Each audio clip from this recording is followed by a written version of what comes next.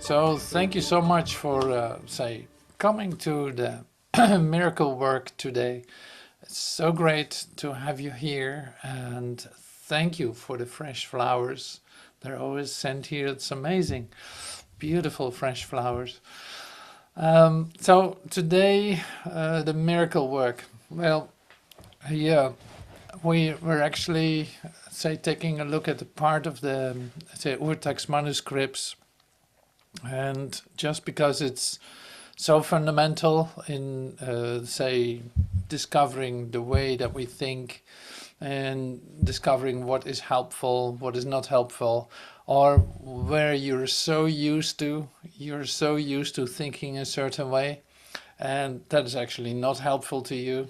So it's good to discover that there's an alternative, and not an alternative better way of thinking or something. No, there's an alternative to all of this, and that's what I am inspired to share with you. So today it has everything to do with the body, with the ego and the body relationship, and that is tremendously helpful. It's my experience. Like, it's really helpful to take a good look at what is being shared here in the Urtext of A Course in Miracles, because it tells you exactly where it happens, so to speak, where you stay in your unconscious is filled with ideas about body in such a way that you will not ask a certain question while at the same time you feel concerned or feel restless or you feel discouraged or you feel all kinds of these kind of feelings. So, and these feelings are, very common in your life, in my life. It's very common, but sometimes you don't know where it comes from, and what to do about it. It's like, not that we try to fix humanhood or that we try to fix the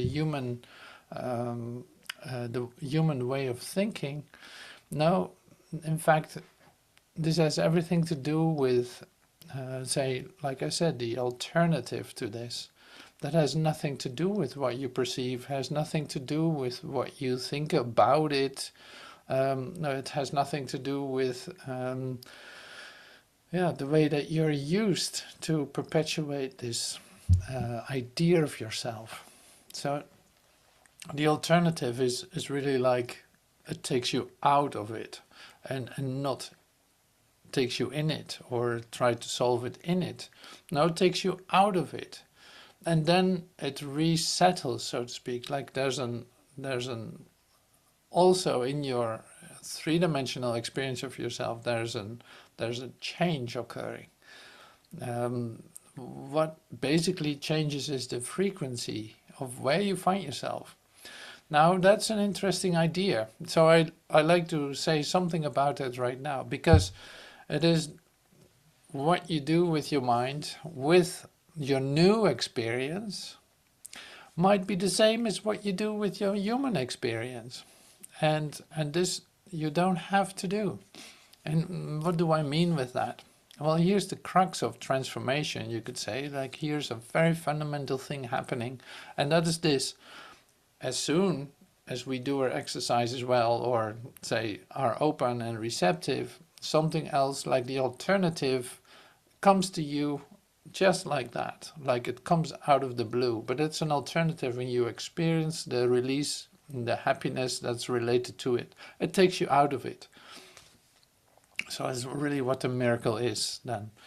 Now, you settle back into your kind of 3D experience, but the only thing that changes, like really changes, was the place that you find yourself in time.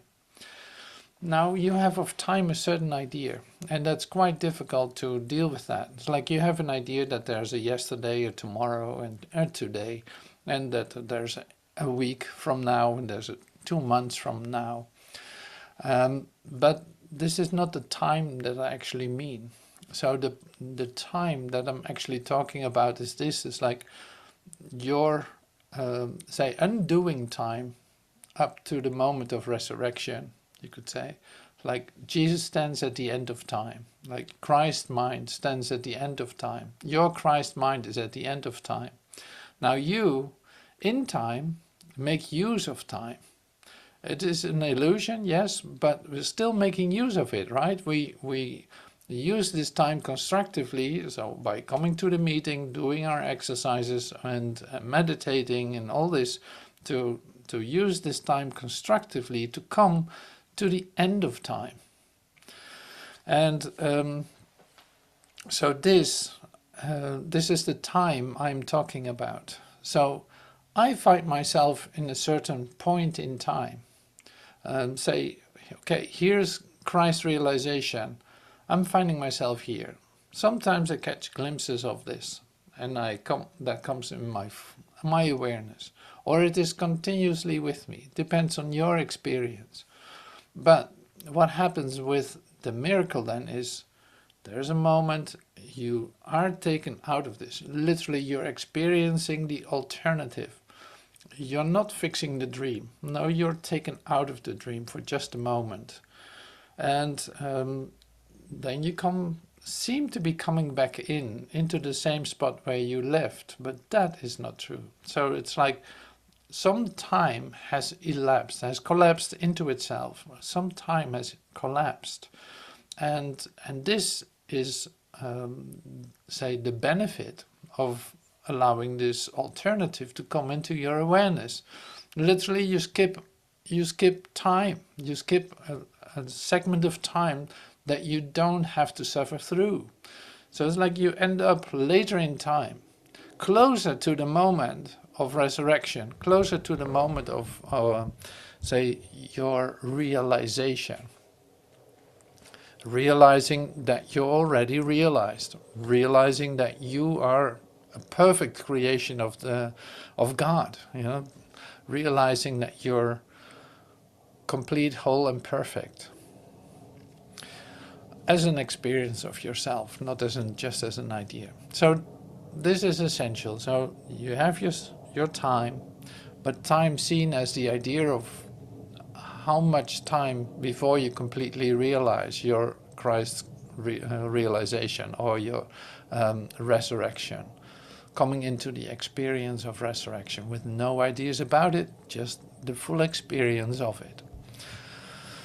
So this is why we use the miracle for. It's like the miracle takes you out, and it can be very easy, just loving your brother as yourself. For a moment, you're taken out of the story that you were in a moment ago, and literally say, go into invisibility for just a moment. You lose yourself, in other words. You lose your ideas about yourself, and you come back in. Now the tendency of the human mind, and this is why I gave this little side detour, the tendency of the human mind now is to say like, well, nothing changed. Nah, it didn't happen. Nothing changed. And you tried to bring yourself back into the same story of, oh yeah, no, I know how my day is. I know what I can expect. I know this, I know that. I even fixed the idea of the future. Yes, I will struggle through that. No. Yeah, everything will stay the same. Yes, my body will stay the same. Why would that change? Oh, no. So it has all kinds of defenses to allowing itself to be new. That's the normal human tendency to conserve instead of to let go. So to conserve means then in this sense, like to try to hold on to it, try to not let it be new. And this is of course not what we want. So it's great to be aware of the tendency of your mind to do so. And you're thinking, no, this miracle happened. No, the release that you just experienced and that took you out for a moment, out of your own story, the release that you experienced placed you in a different time, placed you literally like further in time, closer to the end of time. So that could be a skip of 20 years of human programming that you don't have to suffer through. It can be 2,000 years. It can be 2 million years. Who knows? It's like, allow this moment to be completely new. Allow this to be new continuously. Like that becomes your mantra, so to speak. Let it be new. This moment be new. Let it be new. So you had a release. You felt suddenly, I lose control of my emotions, or I feel touched, by the divine. I feel touched by the divine. So that changed everything. Nothing will be the same again. So don't make it the same again. Okay, so I made my point here. So I want to be as clear as possible. That's why I do it a bit like, maybe almost like a school teacher, but you got to forgive me for that. Allow that to be new. This is a new school teacher. Has nothing to do with your old ideas. So now, the next, bringing you to my smart board. Since we're in school, I'm gonna present my smart board with some visuals that are actually helping us today, and that will bring some ideas to our awareness that have everything to do with where do I find my safety? Where is my protection? These are the fundamental questions, in fact, that are being asked and answered. Where do I go for my protection? Now, here's the split between the ego, so to speak, your human sense, and your divine sense, or your Holy Spirit sense of where is my help, where is my protection. The body ego illusion. So of course you want to be an expert in it. Like you need to know these things in a certain sense. Like if you have a full-blown Christ experience all the time, you can skip this. In case you might sometimes be anxious, depressed, wondering what the hell is going on, wondering what the hell is going on with my body, having pain, upset, just like these human experiences, which is perfectly all right. If you recognize that, just stay right here. Don't go anywhere.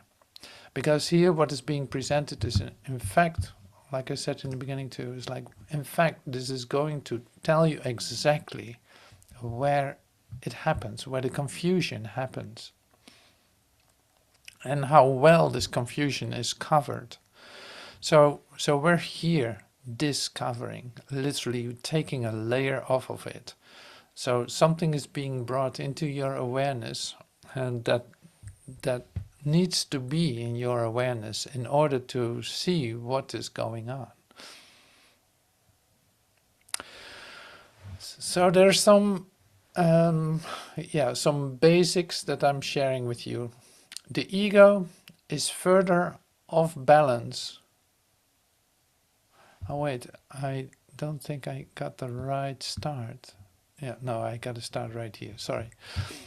All things, and you can agree with that, I know for sure, all things work together for good. All things work together for good. That sounds very acceptable. Like if there's such thing as a wholeness, everything works together as good. In Romans 8, you read it too. It's like in the New Testament, the Bible, New Testament, Romans 8. And we know that all things work together for good to those who love God, to those who are called according to his purpose. And this is, of course, always an interesting idea. So the one part is this. So all things work together for good to those who love God. So loving God is a matter of consciousness, is a matter of awareness, right? So that is an experience. You love God. You are actually communicating with God. This is, say, the door. This is the door which opens for you to see that all things work together for good. Now then, the second part of the sentence is, to those who are called according to his purpose. Now, that's also an interesting idea. Those who are called. So, who are called? Are we like a special group of people that are called? Are we the ones that are called? Well, yes and no. Yes, you are called. Yes, everyone is called. Like all are called. And somewhere in the Urtext it says, but few have answered. So this is your answer to the calling.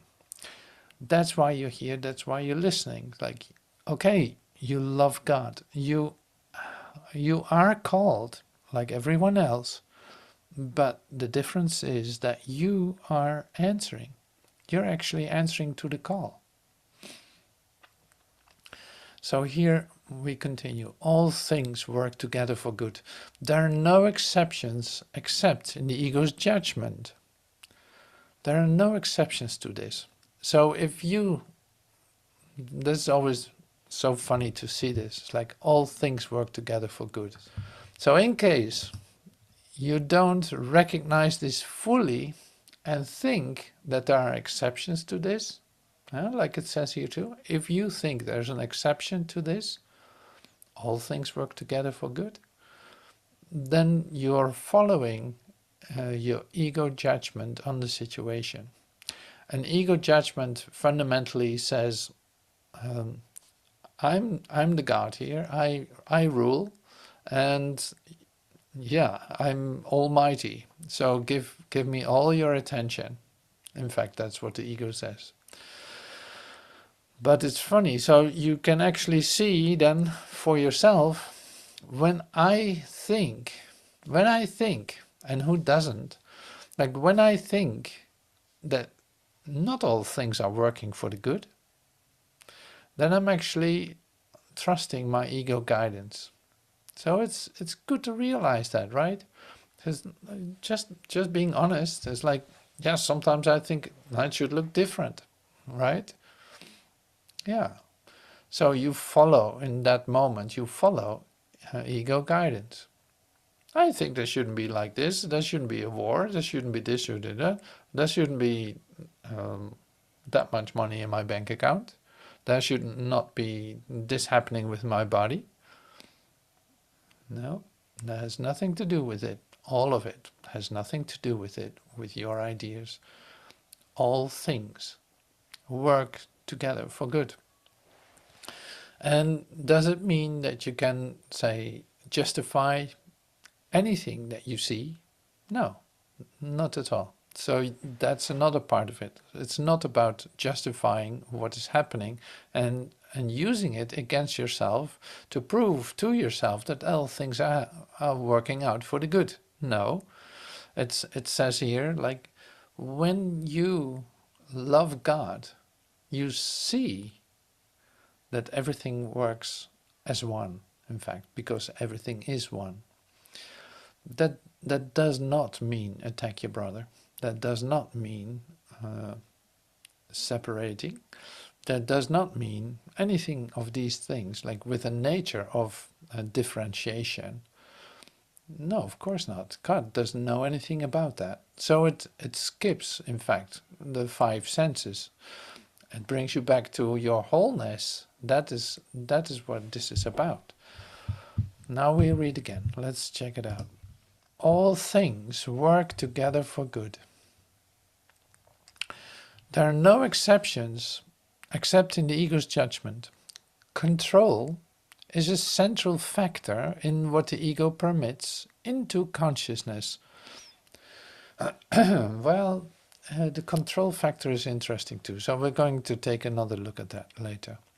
Control is a central factor in what the ego permits into consciousness, and one to which it devotes its maximum vigilance. So it needs to be in control, right?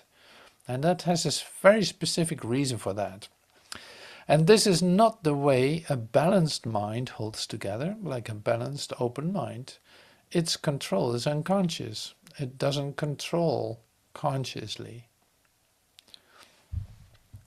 Okay, that comes back later too. It obliterates the question from the mind's awareness. So once unconscious, it can and does produce uneasiness, but it cannot be answered because it cannot be asked. So where are we talking about? We're talking here about protection. This is the belief that sponsors eagerly. Yet the ego hates the body. We're talking about the body. The ego hates the body because it does not accept the idea that the body is good enough as its home. So the ego identifies with the body completely, right? It insists on the body being the identification of the ego. Like, you bring this back to yourself.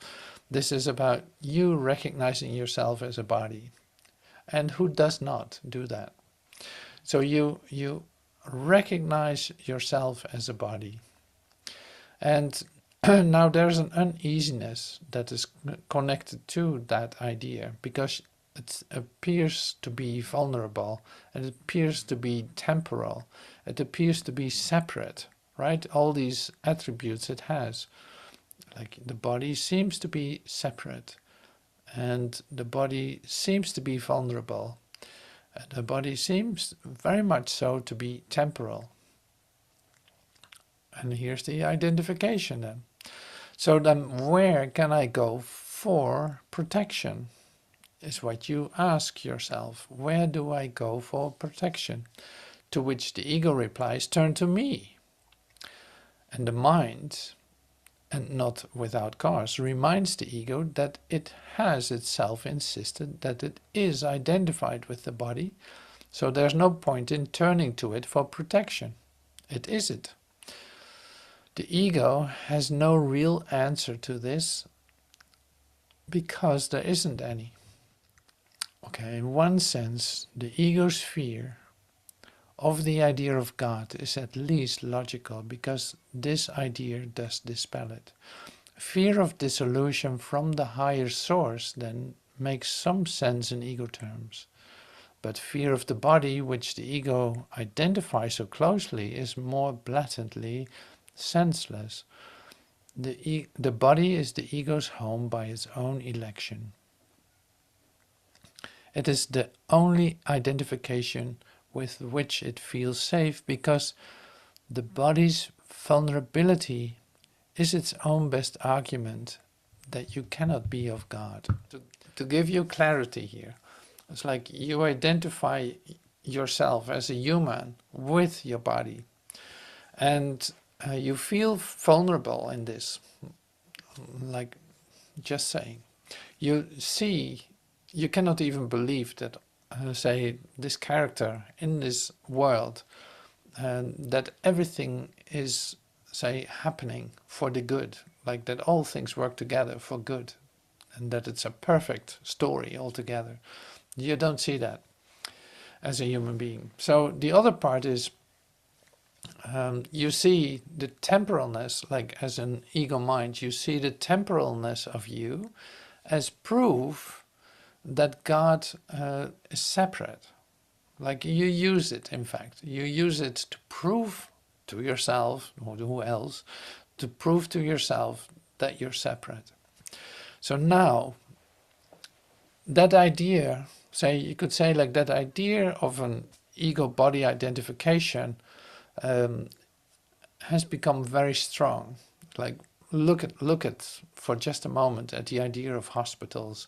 Look at all the trouble and pain and agony that is caused by an idea that you are this body, and that this body is not working well, that something has gone wrong with it, that it's absolutely, say, fear evoking. That is that there's a tremendous lot of anxiety being stirred up by the misidentification, in fact. So you all recognize this, and you can definitely confirm this to me, that you have had those experiences up to now, of course, because now you start to recognize something else, and that is this. Like, if I've used this thing, so to speak, to separate myself off from God, uh, I prove to myself it's vulnerable. So you can say, like, the mind is doing its work, it's literally projecting on the body that it doesn't function well. And without a real solution, where can I go for my protection? The ego says here, go to the body, because that's the only thing you have. That's why you have to protect yourself. Now here is something fundamentally happening with an idea of awakening, with an idea of, say, an overwhelming love of God. And you being in this transformative process, like in your awakening process, might experience some fear when you think about the love of God. Because what will it do? Well, you know this now from the things that we have read and that you have heard. Like, apparently I'm not this thing. I'm actually not a body. Like, this is actually not me. Even though I use it, or like I can use it as an instrument in some way, not really clear how, but this is what I thought I was, but I'm not sure what I am. This is a very normal state of a human being in transition, you could say. It's a very normal state. So your body's doing all kinds of things. Maybe that's even the reason why you started the reading A Course in Miracles, or going to, say, transformative teachers who actually teach transformation, you could say. Like, that would be a reason. Seeing that this is not trustworthy at all in terms of protection, right? It makes sense. It makes total sense. It's very vulnerable in the human eye of things. Very vulnerable. So now, in fact, you see that you're not even asking, where can I go for my protection? Up to a certain point, when the pain gets intense enough, when the suffering is increasing, or when you suddenly see, like, this doesn't make any sense, then you start to ask a question: where can I go for my protection? Which is a great question. Like, where am I safe? Where's my safety? Where is my safety? Where am I looking for my safety?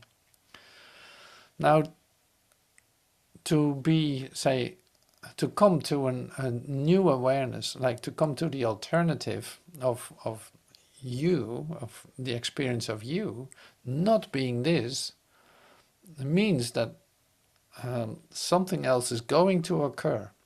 Now, since you are so accustomed to the idea of devastation, of loss, of all of this, it might appear that you're temporarily in fear. Because if I'm not this, what is left of me? It's like obliteration. Like you're afraid to lose everything. When you come into, like, the alternative experience of the miracle, of a revelation, of the love of God, the direct communication with God, you're actually afraid of it, to let that happen. And that is perfectly normal. It's not weird or anything. It's not that you're the exception where that happens. No, this is an essential part. So you build up an identity, and now this identity is being undone. Because you don't need to build up an identity, you already have one. And this is your security. This is your safe spot, you could say. This is your safe space in the whole universe, and that is your true identity. Now you come into the practice of coming into, say, experiences of the alternative, for moments you release your self-identity and you feel so good. It's like, oh, so great to just let this go, to in fact let this fall apart. I was so hard trying to hold it together, but now I'm letting it fall apart. And what can happen now? The thing that can happen now is that there's more space in my awareness, in my consciousness, for the light to enter in. So, and they will confirm to you the safety and the protection that you were looking for.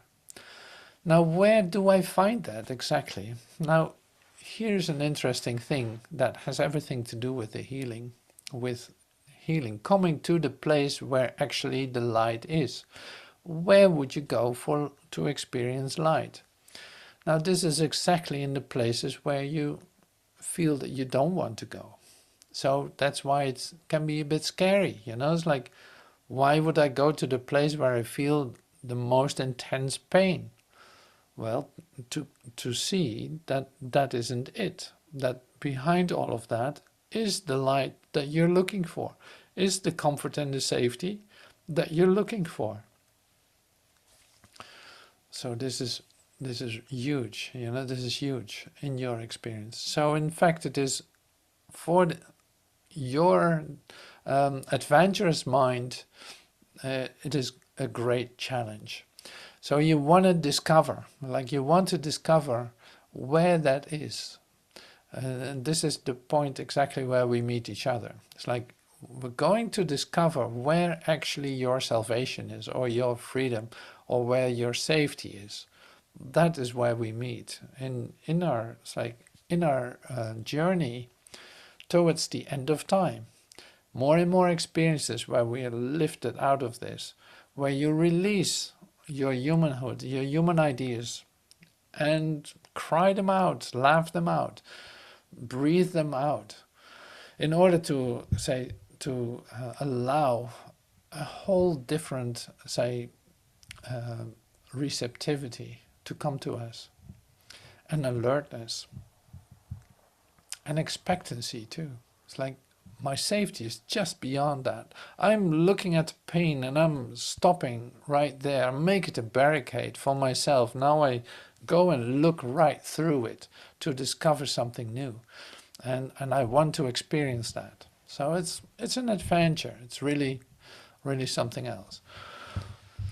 The body is the ego's home by its own election. It is the only identification with which it feels safe, because the body's vulnerability is its best own argument that you cannot be of God, being temporal idea. Yeah.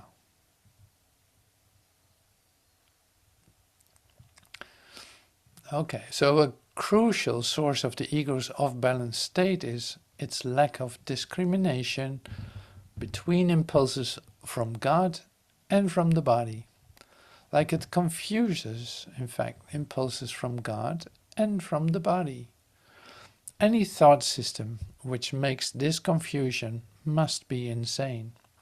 Yet this demented state is essential to the ego, which judges only in terms of threat and non-threat to itself. So that's good to know. So what did we just hear? So the ego uses everything. It wants to be in control. It uses everything. Like, is it a threat to me or not? I don't feel well reading this. I don't feel well thinking about this. I don't feel well. It wants to control. It wants to keep yourself from the idea of questioning the reality, or the state of insanity, in fact, that the ego idea represents, that your humanhood represents. Like, the thing you don't really like to do as a human mind is questioning what is going on. Why am I here? Why am I doing this? What actually is this idea of myself? When will when this ends, what happens? So it's like, these are the fundamental questions of your humanhood. And if you think that you like to talk about it as a human being, I think you're going to be surprised. So opening anything up that disturbs, in fact, the human way of perpetuating the past into the future, if you take that away temporarily, or say try to take that away, that idea, for just a moment, it brings up the deepest possessiveness to holding on to the idea. Like you protect it with your life, if you could, which it can't, but anyway. So that's so funny to see that. So you could say like that if the human way of being is being disturbed just a tiny little bit, it would be totally unacceptable. It would be top controversial. So this is where you deal with. So it's like, how are you going to do that? I'm having these beautiful moments, and I deal with a so-called insane world, which represents my own insane ideas. Because I'm not going to differentiate between the world and my own ideas. Like, I know where they come from. They start right here. Like, I take responsibility for what I see. I take responsibility for it. But I recognize too the insanity of it. So now I stop right here. In order to try to mingle the two, try to bring them together, trying to make a mix that could actually work, save yourself the trouble, save yourself the energy to do so. It has no relationship. So you don't have to do that. So now what do you do then? Since you're in the middle of the conflict. Well, here the answer is always very simple. Where do you go for your protection, for your safety, for your sense of safety? Where do you go? You try to find it here in your three-dimensional idea of yourself. You're going to look for it for a long time and you will not find it.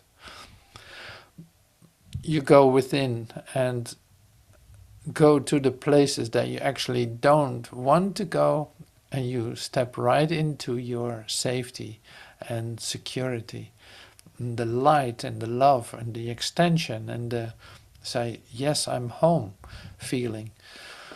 You know, that is the difference. So, and that is the way to go, you could say.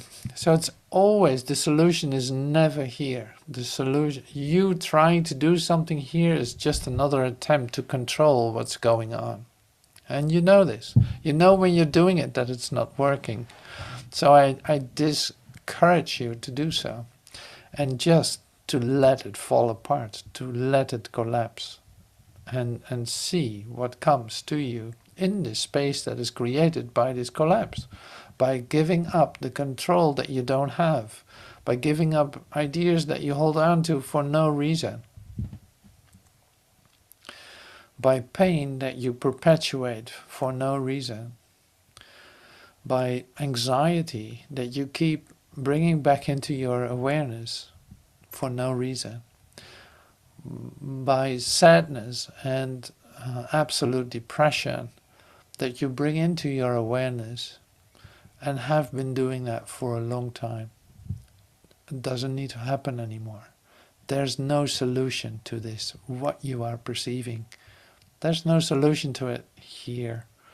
No, it is either the total solution of you recognizing who you are, or you gonna like walk around in your mind, circling tracks of mind, and doing the same thing, perpetuating it in the future, trying to hope for a better future, all this stuff that you have been doing for centuries, for lifetimes. So here the alternative becomes very apparent, and you see that there's a real purity and brightness related to the idea that you don't have to find the solution here, that the alternative is free of all this that you have brought into your world. Imagine, and this you can do, like imagine that you don't have your five senses to work with. All the memories that are related to your five senses you can let go of. See, then there's not much left, is there? Like all your memories are related to your senses, and these senses didn't make any sense. It didn't tell you anything about who you were. So here's your healing then. In the purity of the light of your true being, it's happening right now. It's happening here. All that dissolves like as snow, as the sunlight would melt the snow, like it evaporates, and it has no consistency in the first place. But what stays is your sense of safety, and it becomes deeper and deeper in experience to you, and that's exactly the offering here, what's being shared. Okay, let's take a look at this. The ego is further off balance by keeping its primary motivation unconscious.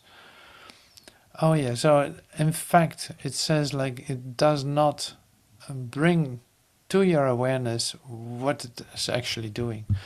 Like that's, I would say like that's the reason too that why a human being, for instance, and we're talking here about human beings as if it's some kind of species on a planet. Like, no, that's my ego thinking. In my ego thinking, I don't want to question, why am I here? What's going on? How did I get here? What am I doing here? What is the purpose of living? Like, as a human being, you basically say, like, you're depressed if you ask all these questions. You know there's no answer to it. Right. Yeah. Yeah. So this is not popular to do this, to shake this up, in fact. You feel like the fundamentals of the ego control is to let's not talk about this.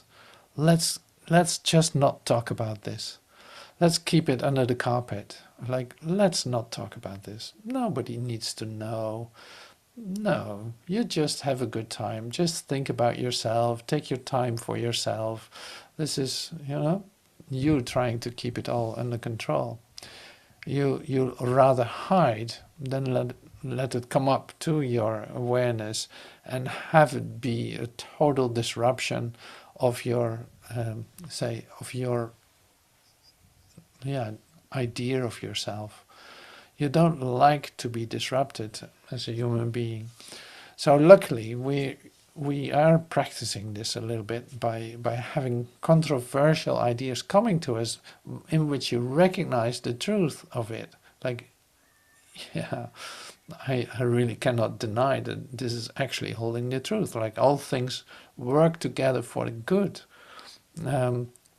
Paul to the Romans in Romans 8 didn't write that by accident. No, he was like a great fighter in a religious war, and he was killing Christians on a daily basis. This guy is in the middle of the marketplace, living out his anger, his hatred against the Christians. Like, he's really going for it. And suddenly something happens to him in which he was knocked off a horse. Like, he had an insertion of light, of divine light coming into his mind that changed him for good. And he could not kill anyone anymore. He could not even feel the hatred anymore. He was just completely changed. He died right there and resurrected as Paul that we know him. Like, and this is what I'm talking about. It's like, it doesn't need to happen this way, but it is beautiful to see that somebody who had a certain history, you could say, suddenly undergoes a change in which he starts to teach the truth and become this incredible light beacon in which he expresses the truth and recognizes that all, in his love for God, that all things are working for the good. Like there's such an incredible perfection going on. That was my experience too when I got knocked off my horse.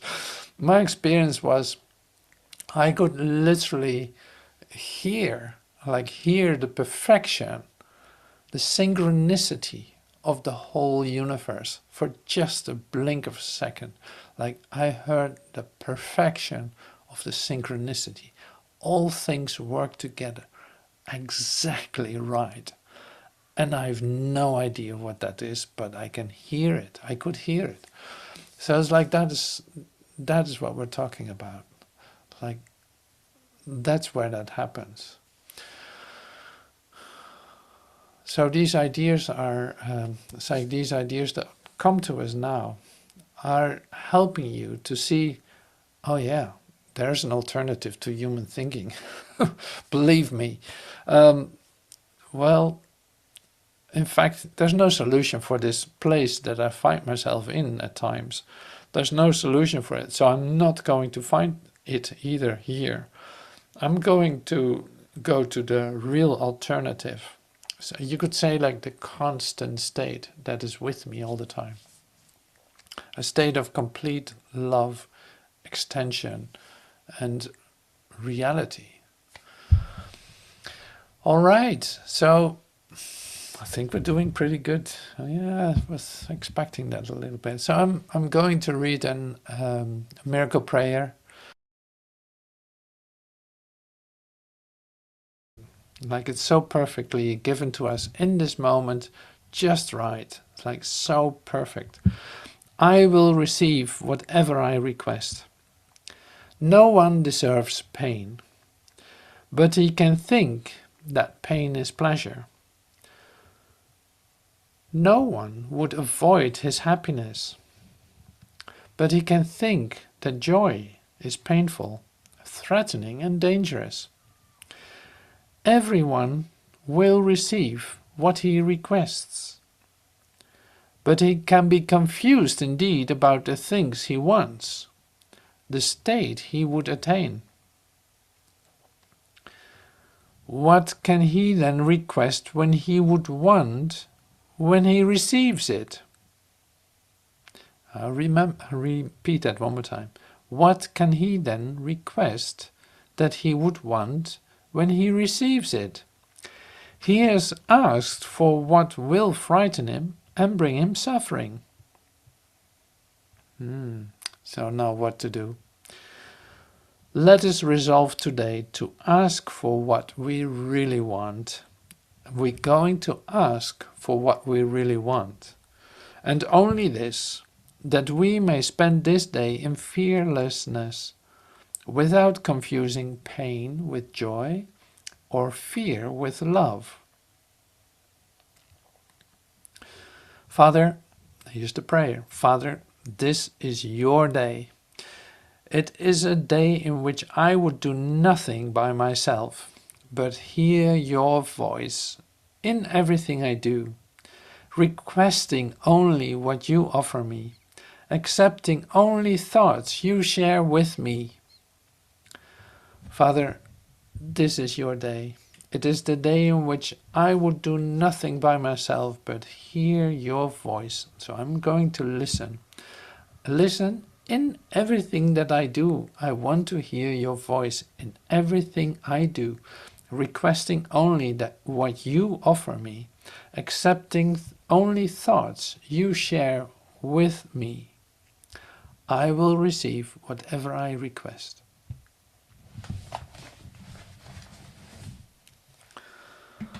All right. Thank you so much for joining, and I hope to see you soon. Thank you so much. Thank you.